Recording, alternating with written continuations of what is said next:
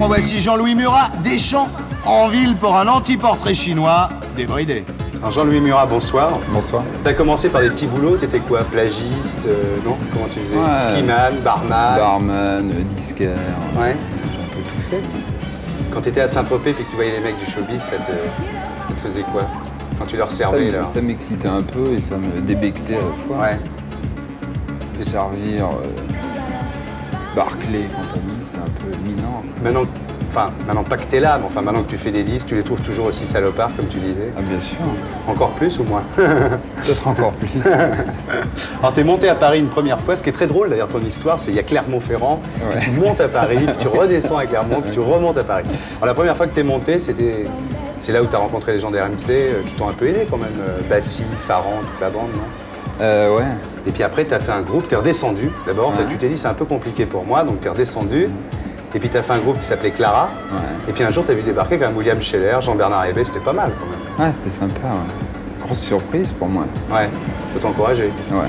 Avec Jean-Bernard qui était le fan de la première heure et qui m'a suivi. Mais t'as des fans comme ça, hein? Ouais, pour moi c'est étonnant. Ah ouais, il y a des gens qui sont des fanatiques de Murat, il y en a de plus en plus qui devraient être rassurés. Et puis alors après t'as fait une chanson qui s'appelait Suicidez-vous, le peuple est mort, c'est ça? Ouais, c'est ça. Ça c'est un scandale national quand même. Bah oui, parce que... Enfin, ça porte pas à sourire, évidemment, mais enfin... Je veux dire, c'était l'époque du bouquin. Ouais. C'est l'époque du suicide mode d'emploi chez Moreau. Ouais. Et qu'il y a quelqu'un qui s'est vraiment suicidé. Ouais, c'est ça. Qui se serait suicidé pour autre chose, parce qu'on se suicide pas pour une chanson. Mais enfin, ça a servi de prétexte, et pour moi, ça a été une rupture un peu. C'est-à-dire que j'étais un peu maudit après. Ils ont arrêté de te passer à la radio. Ah, tout à fait. La maison de disques, Pathé a tout arrêté. C'était Michel Abraham qui poussait au cul avec le suicide. Et ils ont été obligés d'arrêter. Avec Bigot. Ouais. Ouais, ça chauffait pour eux même. T'as déprimé là? Ouais.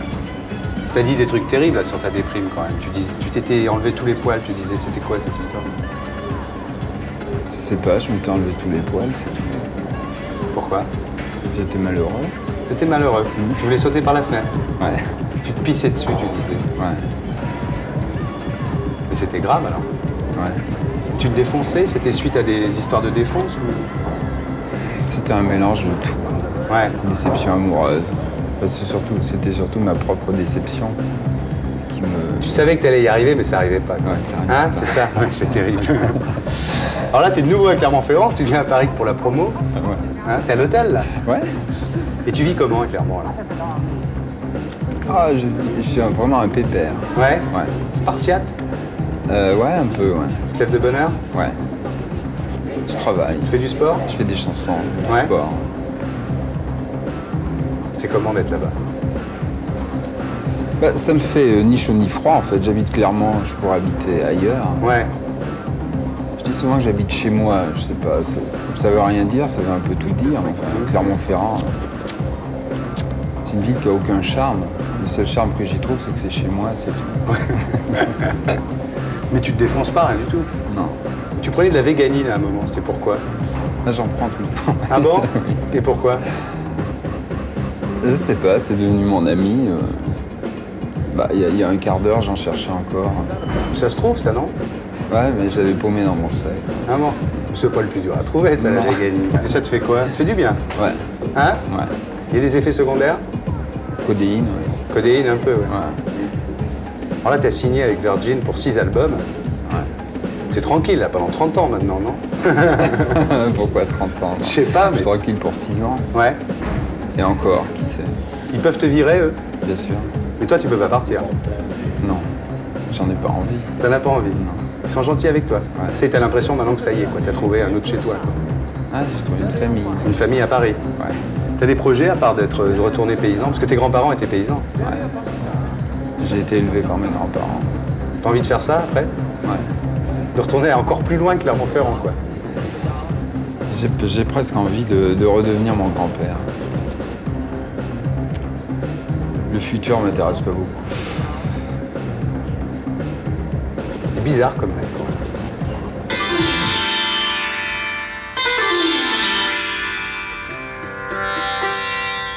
Si t'étais un défaut, tu serais quoi? Je Si j'étais un défaut, Ouais. l'envie, Tu as envie? Mais elle est assouvie un peu ton envie, là, ça va? non, pas encore. Pas encore. Tu veux être très très star. Une injure? Ah, ça, je sais pas. Incapable, je... T'es incapable d'injure. Si, mon injure, c'est celle de Nietzsche, tu sais. Donner à l'autre la honte de soi. C'est la pire chose, ça. Tu le fais des fois. Quand tu servais à Saint-Tropez, ils te donnaient honte de toi. Ouais. C'est ça pour ça que tu leur en veux quand même. Ouais. Ouais. Barclay, il me faisait nettoyer ses chemises, tachées à la mousse au chocolat, c'était répugnant. Ouais, je comprends ça. Et après, il me filait 10 sacs, c'était encore plus répugnant. Oui, c'est ça. Si t'étais une infirmité, Si j'étais une infirmité, être incapable d'aimer, c'est sûr. un assassin. Si j'étais un assassin, peut-être Landru, parce qu'il aimait vraiment les femmes. Quand même. Et une guerre. Si j'étais une guerre, la guerre des sexes. La guerre? Des sexes. Ça se passe bien quand même, non? Tu es toujours avec cette fille qui s'appelle Marie, Ouais, qui t'équilibre. ouais, Tu vas rester longtemps avec elle. ouais. Tu vois, petit à petit, t'as trouvé ton chez-toi, t'as trouvé ton Virgin, t'as trouvé Marie, ça va s'arranger. Si t'étais une arme, Qu'est-ce que je ferais? Oh, le double tranchant, c'est sûr. Auvergnat, voici Jean-Louis Murat au cinéma. Le chanteur à succès nous fait son premier navet, plus tomates et patates au blind test. Il castagne, monsieur Campagne. Alors Jean-Louis Murat, bonsoir. Bonsoir. Alors tu as longtemps été star d'une petite troupe de Happy Few, et puis tu as complètement éclaté avec Cheyenne Automne l'année dernière. Tu en as vendu combien? Je sais pas, je dois être à 60 000. C'est bien. Non, c'est vrai. Tu as dit une fois, on est vraiment soi-même que dans le silence. Ça, en Auvergne, t'es tranquille. Ouais. Et ça, c'est une valeur des gens de la campagne, une valeur paysanne, une valeur de la campagne, oui. Et moi, je me sens assez bien là-dedans. Ça ne m'empêche pas d'être une pipelette quand même. Mais je préférerais souvent me taire. Ouais. Souvent, je regrette ce que j'ai dit. En Auvergne, c'est Pascal, Oui, entre autres, oui. c'est Piala, Ouais. c'est Bresson. Oui. C'est pas mal. Oui, c'est. À force dans les interviews, à force je dis toujours que je viens de l'Auvergne et pour les Parisiens, c'est toujours un désert culturel C'est pour ça que je ou t'en je ne parle. sais quoi. Oui, c'est pour ça. Ouais. Donc j'essaie toujours un peu d'ancrer l'Auvergne dans. Il y a des choses très très fortes, c'est un peu une force tellurique de l'Auvergne. Avec certains écrivains, on retrouve toujours la même rigueur, un côté janséniste un peu. Et moi, je me sens bien là-dedans. Alors tu as toujours cette image comme ça, un peu là, un peu loser, un peu triste. C'est un gimmick ou c'est ta vraie nature? Non, c'est ma vraie nature. Parfois, c'est ma nature. Quand je suis à Paris, d'ailleurs. C'est un jeu, alors. Quand je suis à Paris et quand je viens en promo, c'est vrai qu'il y a tout le temps. Tu sais, j'ai pris l'avion il y a 3-4 heures et je suis encore. Il y a encore la moitié de moi-même qui est à Clermont-Ferrand, ce qui fait que je suis un peu absent dans la Ouais. présence quand même. Ouais. Alors les gens m'accusent t'accuse ou pas, constatent ça, mais c'est que je suis pas très enthousiaste de nature comme ça. Non, je me demandais si c'était un gimmick Non. ou si c'était les migraines chroniques, la Non, c'est véganine. vrai que- ouais. C'est ça? Aujourd'hui, C'est je plus suis ça. Aujourd'hui, je suis en pleine migraine, oui, par exemple. Ouais, c'est ça. Ouais. Et donc tu prends des trucs et ça te rend comme ça. Ouais. C'est la codéine C'est la qui codéine. m'assomme. Ouais. Mais je suis sûr que tu en es conscient, toi. Parce qu'une fois, tu as dit je dois passer pour un pauvre petit pupiou. C'est quand même bien que tu le sais, quand même. Ouais. Non, mais je pense que j'ai intégré ça dans un charme de mec, quoi. On sait très très bien, nous les mecs, qu'il faut. Ça plaît aux femmes. Ouais, ça peut. Ouais. Alors, qu'est-ce qui va sortir en disque, là, dans les semaines qui viennent? 45 tours. Là, il y a le prochain 45 Ouais. tours, Te garder près de moi, Ouais. qui sort dans quelques jours. Et je continue la promo sur l'album. Il y aura un prochain 45 tours, plus tard, au printemps. Et sinon, je prépare le prochain album. T'es devenu un vrai, là, ça y est. Un vrai, quoi. Un vrai artiste du show business. Là, je l'étais autant avant. Ouais. Jean-Louis Murat, bonsoir. Bonsoir. Alors avant de passer à les questions plus personnelles, je voudrais te demander si à ton avis, tu crois qu'il existe une association pour aider les gens à décrocher du Minitel rose. C'est de l'info ou c'est de l'intox? Non, je pense que c'est de l'info, oui. Ton nouvel album s'appelle Col de la Croix-Morand. et les gens, ils voient chez toi des choses que tu y mets peut-être. On a parlé de col de l'utérus. C'est moi qui ai parlé de col de l'utérus. Ouais. C'est vrai? Dans un cas bien précis, d'ailleurs, pour l'anglais avec qui j'ai travaillé sur le clip, pour lui préciser quelle était l'idée cachée qu'il y avait derrière le col de la Croix-Morand. Je lui ai simplement envoyé un message en lui disant col de l'utérus. Ça lui a été très utile, je crois. Alors, tu as la considération des spécialistes, la considération du grand public, mais tu attends quand même un retour de bâton, comme tu dis. Pourquoi? Tu as peur d'être jeté comme un Kleenex, tu dis?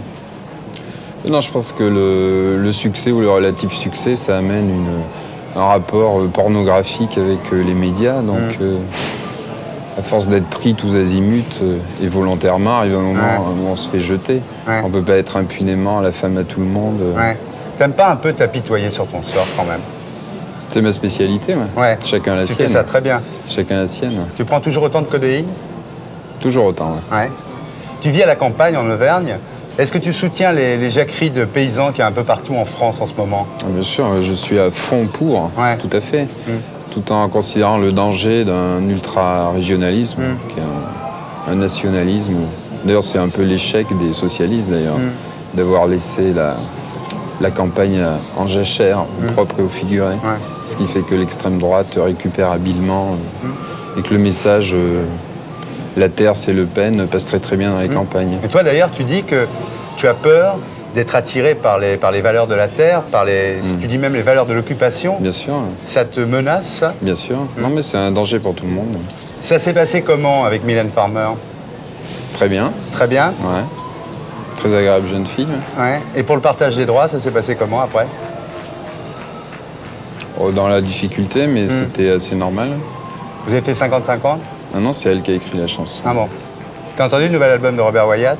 Ouais. Ça t'a plu? Bah, on aime Wyatt évidemment. Ce que je trouve un peu ridicule, c'est que c'est pas son meilleur album, que le précédent était bien supérieur et qu'il y a un engouement hypocrite de la presse sur Wyatt, sur pas un faux album, mais un album pour rien. En tous les cas, nous, on aime le tien, l'album. Merci. Merci. Et Lyon, ça fait une paix qu'on se connaît maintenant, hein? Oui. Ça fait une dizaine d'années, hein? Ouais. Je viens comme Drucker, moi, c'est dans les artistes. Maintenant, je les vois. Je connais les artistes, je connais leurs enfants, je connais les enfants des artistes. Je t'ai vu débuter, carrément. Tu m'as vu débuter. Moi aussi, je t'ai vu débuter. Alors, la première fois, quand on s'est vu, vous viviez au-dessus de Clermont-Ferrand. Et vous disiez, quand on vous parlait de Clermont-Ferrand, bon, c'est une ville qui n'a aucun charme. Hein. Le seul charme, c'est que c'est chez moi. J'aimais bien cette façon d'en parler. Murat, c'est à cause de Muralcaire? Ouais. Vous connaissez? Ah bon? Vous êtes de Muralcaire? Moi, j'ai des amis auvergnats. Ah bon, vous avez des amis auvergnats, vous? Ouais. Ah ouais? On dirait pas. Avant de chanter, avant de faire des disques, vous avez été disquaire, vous étiez barman. Et quand on s'était rencontrés, vous m'avez raconté une histoire, je m'en souviens. C'est que vous me disiez que vous travailliez comme barman à Saint-Tropez. Et qu'il y avait Barclay qui vous faisait laver ses chemises avec ses taches de mousse au chocolat comme ça. Et après, il vous filait 10 sacs parce que vous aviez nettoyé sa chemise. Et ils faisaient même des partous dans le resto, on nettoyait au jet après. Ah ouais. C'est le show business, c'est le show business. Non, mais c'était terrible, c'est l'humiliation. D'ailleurs, quand je lui ai demandé la pire injure pour vous, c'était, vous m'avez répondu, c'était donner à l'autre la honte de soi. C'est une phrase de Nietzsche d'ailleurs. Et là, il vous a donné honte de vous, Barclay, à ce moment-là. Bah oui, avec le jet en train de nettoyer les saloperies. Ça file la honte. Ah mais il est incroyable, Murat. Moi, il m'avait beaucoup surpris parce que Murat, il a un truc formidable. C'est qu'au lieu de tirer sur les ambulances, il tire sur les vaches sacrées, ce qui est quand même beaucoup plus compliqué et surtout beaucoup plus courageux. On avait fait un blind test, il y avait Brel. Et vous m'aviez répondu, je trouve ça dégoûtant. Il y a des choses qu'on ne peut pas dire. Un peu de retenue quand même. Oui, Brel, oui. Ouais. C'est toujours la même chose. Non, c'était sous le coup de l'émotion. Non, mais ça n'a jamais été ma tasse de thé. Renaud non plus, remarquez, parce que vous m'avez dit, pour le réalisme, on a le journal télévisé. À Renaud, j'ai dit ça, c'était pas mal, non? C'est bien, non, mais c'est pas mal en même temps. La preuve, c'est que 10 ans après, on le répète, enfin je le répète, donc c'est que c'est bien. Mais 10 ans après, vous n'avez pas beaucoup changé en même temps. Parce que sur Web City, vous avez déclaré, par exemple, la chanson française trimballe des dinosaures omniprésents, mais c'est pas pour ça qu'ils sont bons. C'est comme les présentateurs télé, de toute façon, ils sont indéboulonnables. Ça, c'est pas sûr. Ce sont des fonctionnaires. Cabrel ou Goldman, on n'y échappe pas. Vous pensez que Cabrel ou Goldman... Je pense qu'on a ils ont phagocyté le marché. Une sorte de record en France. Ouais. Non, les présentateurs télé ou les chanteurs, ils durent 50 ans. Ouais. Il n'y a pas de renouvellement, c'est vrai. Ah, c'est vrai. Tu prends dans les années 60, c'était déjà les mêmes, je crois. Dans les années 70 aussi, 80 aussi, 90, et 2010, on va se taper encore Johnny et Goldman et Cabrel.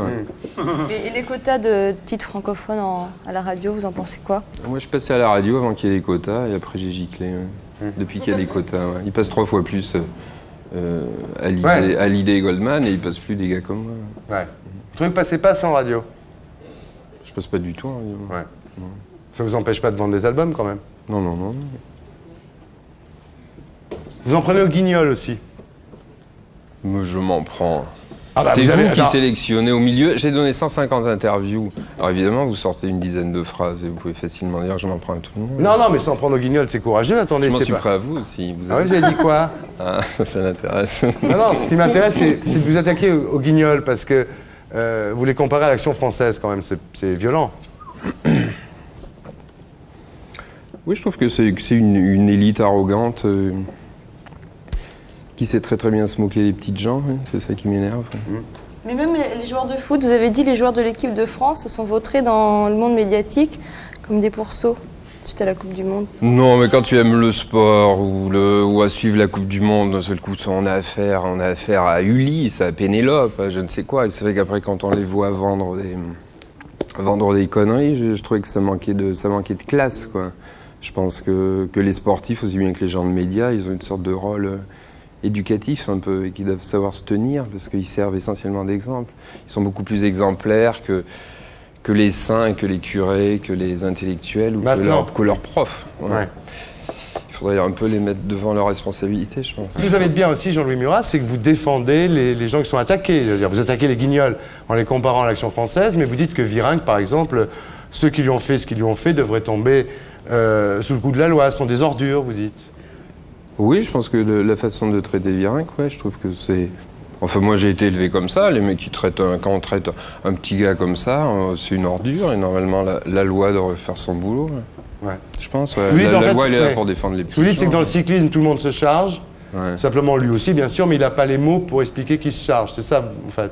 Bah, il n'a pas le discours. Bah, essentiellement. Bah oui, mais l'angle d'attaque sur Virenque, c'est son vocabulaire. Et je trouve ça dégueulasse, c'est tout. On se moque de lui parce qu'il ne sait pas parler. Ouais, je trouve ça dégueulasse. Moi, je suis d'un milieu où les gens... Moi, mes grands-parents parlaient essentiellement patois, et quand ils parlaient en français, ils n'étaient pas très très habiles. Et je trouve ça bien de se moquer des gens qui ne savent pas s'exprimer. Et ouais, t'es pas la seule.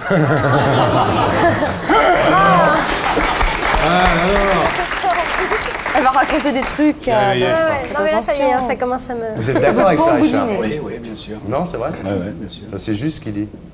Entièrement d'accord. Ouais. J'ai souvent été d'accord avec lui. Non, vous avez l'air quand même mieux dans votre peau qu'il y a 10 ans.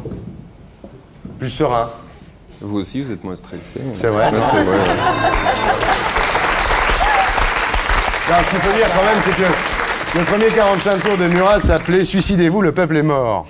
Je ne l'ai pas retrouvé d'ailleurs, je voulais vous le passer. Non, je l'ai pas retrouvé, si vous pouvez une copie.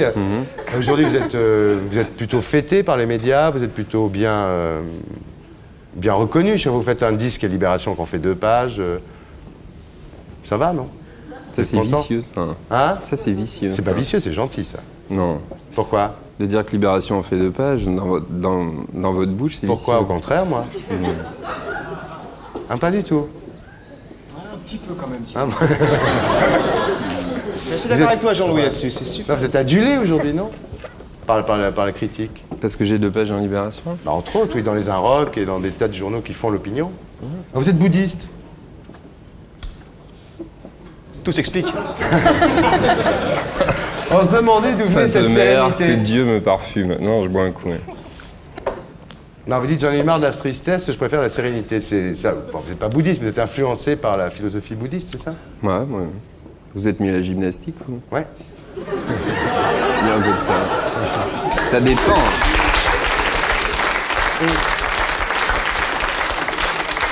Vous êtes devenu très, très consensuel en plus. Maintenant, vous faites des chansons contre le Front National, les gonzesses et les PD, serrer les fesses. Voilà les gonzesses et les PD. Maigret. Hein? Oui, Maigret. contre Maigret. C'est pourquoi vous avez fait cette chanson? Pour aller chanter à Vitrolles, il fallait avoir la chanson. Ah ouais. J'avais pas la chanson. Ah oui, d'accord. Donc j'ai fait une chanson.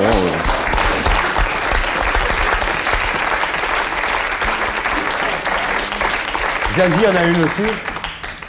Tout le monde il est beau sauf Jean-Marie Le Pen. Vous c'est les gonzesses et les PD. C'est pas un peu attendu ça, cette espèce de... On peut toujours dire ça, mais autant le faire. Ouais. C'est fait, c'est fait. On peut toujours avoir de mauvais esprits pour dire que c'est un peu attendu, mais on le fait. Il faut bien qu'il y ait des gens qui aient du mauvais esprit et dans un monde où tout le monde a du bon esprit. Non? Vous croyez pas? Si. Non, mais c'est vous qui posez les questions, allez-y. J'ai fini là. Et votre femme intérieure, c'est Très toujours bien. Scarlett O'Hara, insatisfaite et jamais d'orgasme? On ne croit pas. C'est ce que vous avez dit, non? Je sais pas, comment se fait-il que ça vous ait autant frappé? Bah, ça m'a frappé parce que Scarlett O'Hara, ça m'a frappé. Je me suis posé la question parce que vous avez quand même une séduction qui est assez trouble. Alors j'ai trouvé Scarlett O'Hara insatisfaite et jamais d'orgasme. J'ai trouvé ça drôle. Et Bah, c'est assez excitant que vous ayez sorti cette phrase-là. Ah, c'est excitant? Ouais, je suis d'accord. Ah, c'est bien, on finit bien la séquence. Non, je suis d'accord. On va pouvoir Pour une inviter fille qui notre... s'appelle Hardy, c'est très excitant. Ah ouais? Qu'est-ce qui vous fascine dans l'univers féminin, justement, vous qui êtes fasciné par l'univers féminin? Les filles qui rosissent un peu comme ça.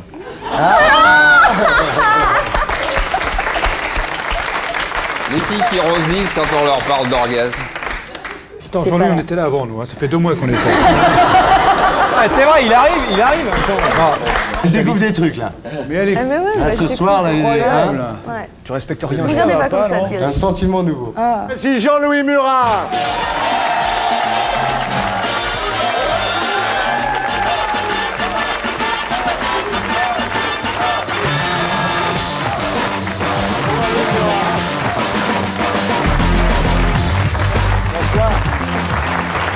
Alors Jean-Louis, vous arrivez tout de suite, on est à la fiche 69, donc on est à la question de la fiche 69.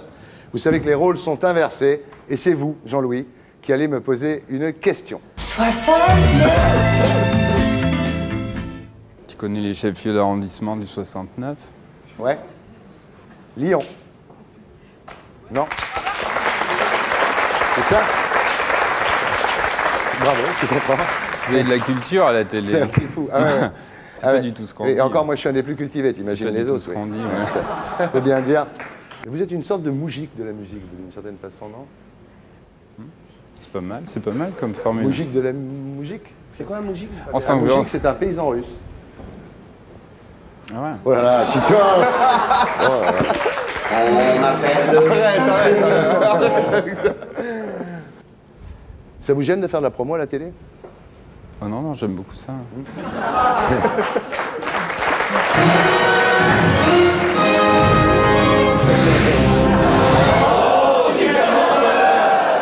Non, parce que j'ai lu des propos de vous, pas désobligeants pour moi, mais très très très désobligeants pour mes confrères. Vous êtes sûr de ne pas faire leurs émissions. Si vous n'avez pas envie de faire de promo à la télé, c'est sûr que vous n'allez pas en faire, parce que vu ce que vous avez raconté... J'avais le choix, c'était vous, Fogiel. Ouais. Je vous ai choisi vous. C'est gentil, je vous remercie, ça me fait très plaisir, merci. Enfin, Marquez. les saloperies sur Fogiel, j'aurais pu les dire sur vous aussi. Oui, c'est vrai, vous ne seriez pas là, tiré- vous seriez chez J'ai Fogiel. tiré au sort. hein. Voilà. C'est vrai que votre copain Alain, il est pas allé de main morte avec Fogiel. Hein. Ouais. Il Et a même mon dit- copain Stéphane, avec vous, il y va aussi. Ah bon, moi ce que j'ai lu, c'est votre copain Alain. Mais mon copain Stéphane, sur vous, il est bien. Ben, on va aussi. d'abord dire ce que votre copain Alain dit au sujet de Fogiel. Enfin, je maintiens Stéphane, c'est encore mieux, je crois. Bon, on va voir. Votre copain Alain, donc il dit, en parlant de Marc-Olivier Fogiel, il se trémousse tellement, on dirait qu'il a collé un god sur sa chaise. C'est nul, c'est nul. C'est hein. pas sympa. Non. Là, vous serez plus obligé d'y aller chez Fogiel, vous savez ça maintenant. Vous... Si, il m'a invité, je crois que je vais y aller. Ah bon? Mais par contre, il faut que je vous assassine avec les blagues de mon copain Stéphane. D'accord. Ben... Mais vous épargnez pas le métier non plus, en parlant du patron d'Universal, Pascal Nègre. Vous avez dit, remarquez, c'est marrant, parce que vous êtes le seul, en fait, ce qui est génial, c'est que vous êtes le seul qui dit des trucs, c'est pour ça que c'est drôle, quoi. Ah ouais. Bah C'est ouais. pour ça que je suis là aussi. Donc, Pascal Nègre, le patron d'Universal, vous avez dit, Tu le connais quel pas. look de charcutier il a. Normalement, Pascal ce Nègre, gars-là connais pas, devrait découper des têtes de veau. Moi, je trouve ça génial. Qu'est-ce qu'il a dit Non, en revanche, non, attendez, vous dites pas que des vacheries, vous dites aussi des trucs très vrais. Vous avez dit, c'est vrai que la chanson française ressemble de plus en plus à la variété internationale, de moins en moins d'auteurs, compositeurs, interprètes, et de plus en plus d'interprètes dont les maisons de disques font absolument ce qu'elles veulent. Ça, c'est vrai. Ouais, ouais. C'est bien. Vous trouvez ça pertinent? Ouais. Je trouve ça pertinent, d'autant plus que vous... Il est pas mal. D'autant plus que vous ajoutez... Tiens, je vais prendre une photo, tiens. Ouais, vas-y. Non, je trouve ça pertinent, d'autant plus que vous ajoutez que ce sont tous des chanteurs de bal, et je trouve ça assez bien vu. Sur, Thierry Ardisson. Et que finalement, ce qui est typique de cette nouvelle race de chanteurs, ce sont les chanteurs québécois.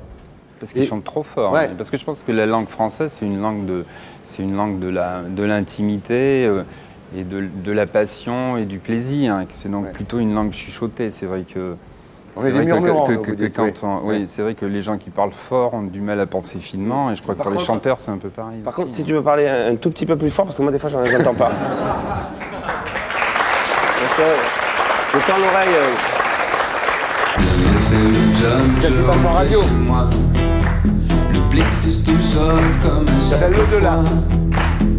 Alors, il y en a une qui s'appelle Baby Carny Bird sur le Loft. Vous n'avez pas aimé Love Story, vous? C'est pas tellement que j'ai pas aimé ça, c'est comment la presse et comment les gens se sont engouffrés là-dedans. Ouais. C'est devenu une sorte de sport national de commenter cette chose assez médiocre. Alors c'était un peu humiliant pour tout le monde, je trouve. Mais c'est vrai que tout le monde s'est engagé là-dedans. Il y a un type très connu au monde qui s'appelle Daniel Schneiderman qui donne des leçons de morale à tout le monde toutes les semaines. Il a écrit le spectacle, en parlant du Loft, le spectacle de télévision le plus neuf, le plus créatif et le plus intéressant programmé ces dernières années sur les écrans français. Enfin, ces derniers temps, Le Monde, en conneries, ils sont assez forts. Hein. Ouais, ouais. T'as remarqué aussi? Oui, j'ai remarqué. C'est le même. Molly. Molly. Hein, Molly. Chanson sur le 11 septembre. Non, il y a une légère allusion. Ah, il lui met une mauvaise volonté évidente. Carrément méchant, jamais content. Carrément... Je vous l'avais réservé, celui-là. Alors? Eh ben oui, alors, oui.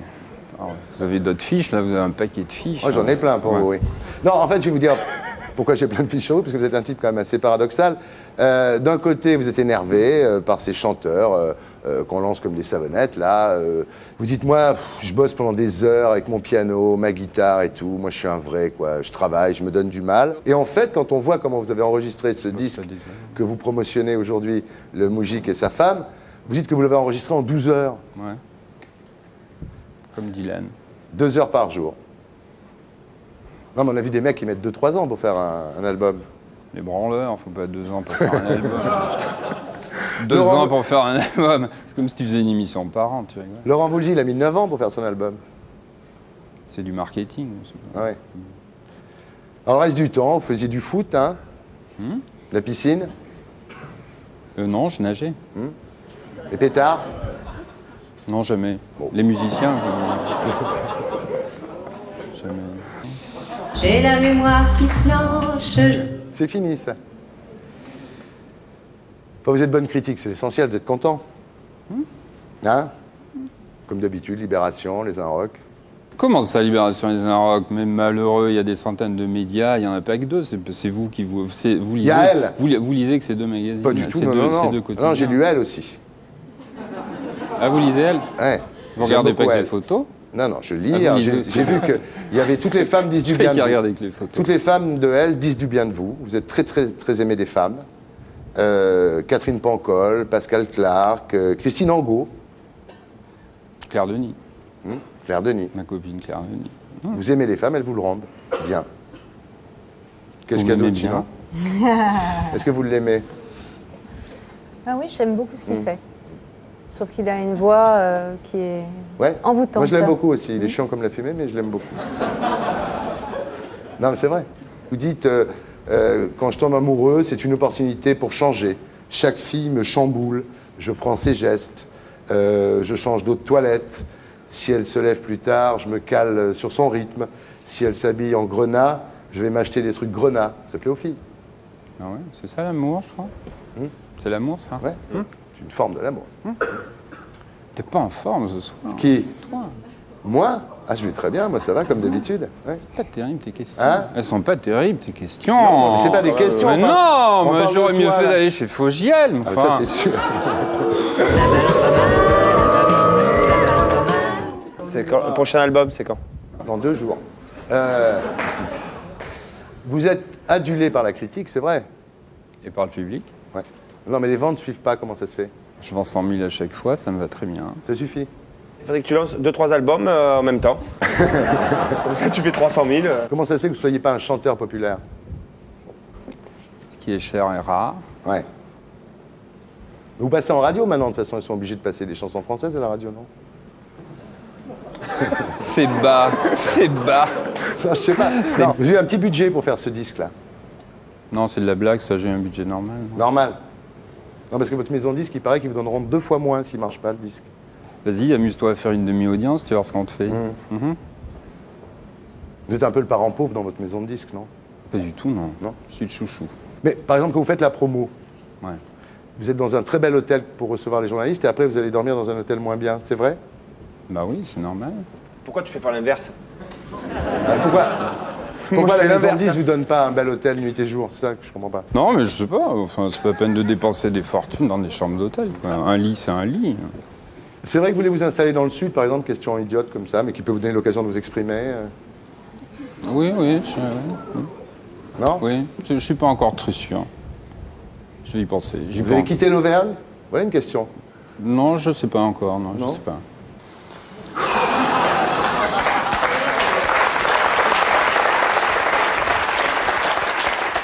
Alors, est-ce que tu veux jouer ou non? Oui, non, je veux bien jouer. Tu veux jouer? Non, mais excuse-moi, j'étais un mauvais client. Mais pas du tout, non, c'est aussi drôle. ennuyeux. Ah non, je vais dire, c'est pareil. Alors, est-ce que, Jean-Louis Murat, vous êtes prêt pour une interview jugement dernier?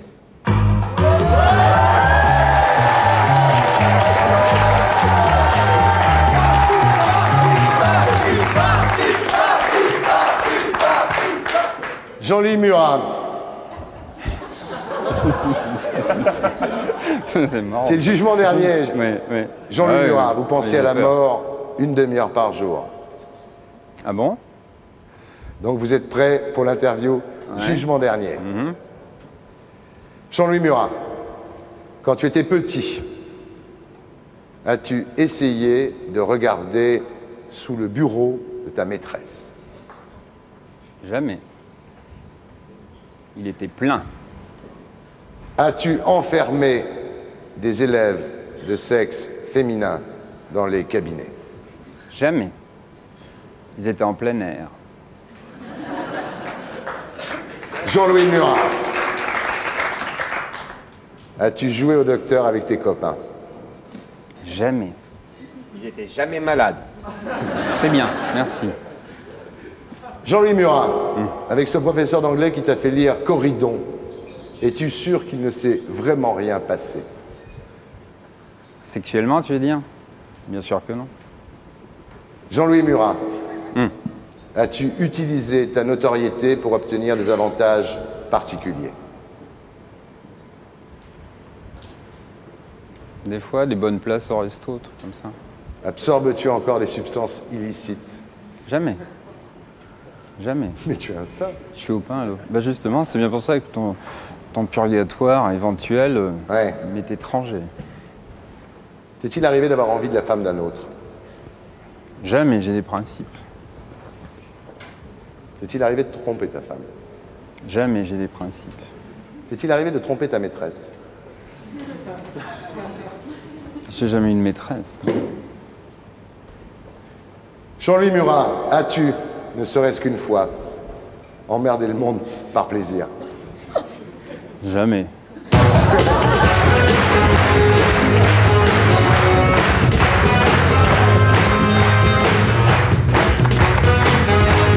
Je pense que même Dieu, tu vas arriver à le faire chier au jugement dernier, je pense.